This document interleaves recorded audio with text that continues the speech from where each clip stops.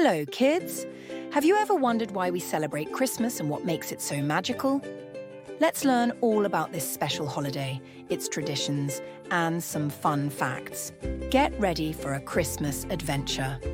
Christmas is celebrated on December 25th each year. It's a holiday to remember the birth of Jesus Christ, who is an important figure in Christianity.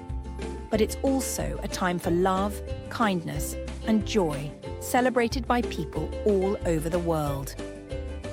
Do you know about Santa Claus? He's a jolly man in a red suit who brings gifts to kids who've been good all year.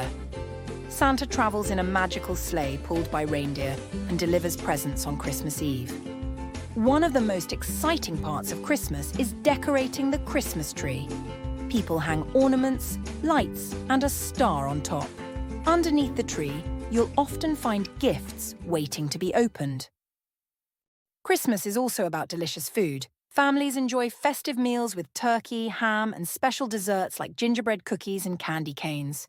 Don't forget a warm cup of hot cocoa to go with it. Christmas is full of fun activities. You can build a snowman, hang stockings for Santa to fill, and sing cheerful songs called carols with your family and friends.